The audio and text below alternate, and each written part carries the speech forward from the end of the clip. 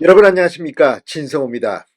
징역 2년형을 2심에서 선고받고 이제 대법원에서 확정 판결만 나면 곧 교도소에 갈 조국 전 법무부 장관이 조국혁신당을 만들었습니다.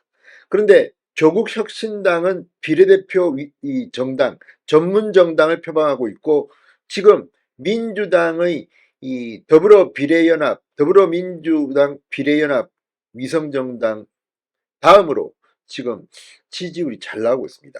물론 압도적인 비례정당 지지율은 국민의 미래입니다만, 민주당의 비례연합 정당이 지금 조국혁신당에게 위협받을 만큼 조국혁신당 지지율이 잘 나옵니다. 그러다 보니까 지금 조국 전 장관은 신이 난 모양입니다. 오늘 불출마를 선언했던, 이 대전 자신의 지역구 불출마를 선언했던 황운하 의원이 돌연 민주당을 탈당하고 조국혁신당에 입당했습니다.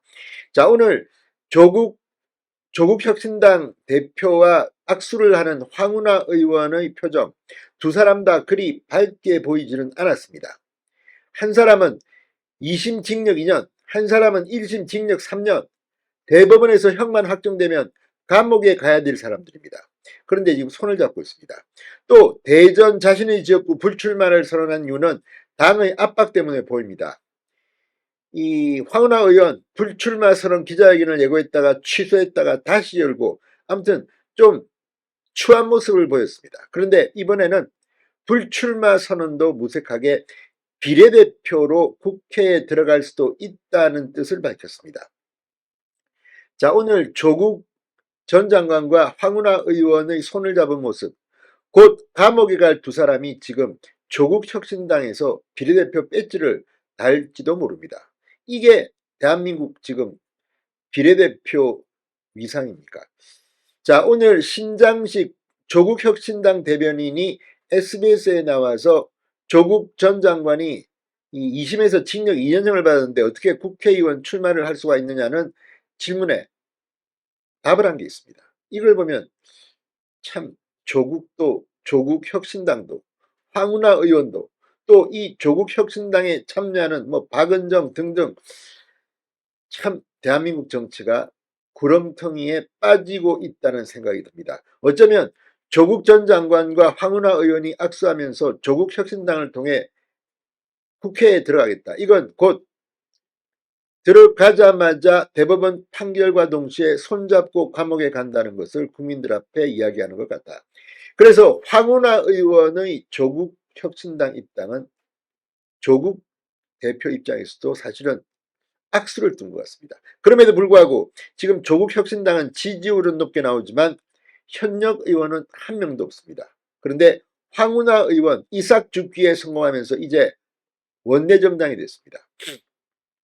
국민의힘을 탈당하고 무소속으로 있던 황보승희 의원, 여러 가지 무리를 빚었습니다만 황보승희 의원이 자유통일당에 입당하면서 자유통일당도 원내정당이 됐습니다. 자, 이런 것들을 보면 정치란 게, 권력이란 게 뭔지를 생각하게 됩니다. 진성호의 융단 폭격 시작합니다. 황운하 의원을 융단 폭격합니다. 방송에 앞서 아직 진성호 방송의 구독자가 아니신 분은 붉은색 구독 버튼 눌러주십시오. 더 좋은 방송으로 보답하겠습니다. 자, 울산시장 선거 개입 의혹으로 1심에서 징역 3년형을 선고받고 총선 불출마를 선언했던 황운하 대전 중구 의원이 오늘 민주당을 탈당해 조국혁신당 입당을 선언했습니다. 현역 의원의 조국혁신당 입당은 처음입니다. 자, 황운하 의원은 오늘 조국혁신당 당사에서 민주개혁 진보 세력의 더 큰 승리와 윤석열 정권에 대한 확실한 심판을 위해 합류하기로 결심했다고 주장했습니다. 자, 그런데 지금 이걸 보면 조국 전 장관이 이 황운하 영입을 통해서 본인 스스로가 자폭한 건 아닌가 의심이 됩니다. 사람들이 뭐라고 하겠습니까? 징역 3년, 징역 2년, 그래 손잡고 잘들 해봐라. 열혈 지지자들은 조국혁신당을 지지할지 모르지만 이게 제대로 된 정치 맞습니까? 유승민 전 의원이 얼마 전 이 토론에서 그런 말을 했습니다. 정치라는 거는 이 범죄나 이런 거를 걸러낸 사람들이 하는 거다. 그런데 지금 법원에서 일단 뭐 대법원 판결까지는 남긴 했습니다만 징역형을 선고받은 사람들이 국회의원이 되겠다고 하는 게 맞는 건지. 자, 조국 대표는 오늘 이런 말을 했습니다. 황 의원의 입당을 계기로 검찰 독재 정권의 종식이 앞당겨지길 기대한다.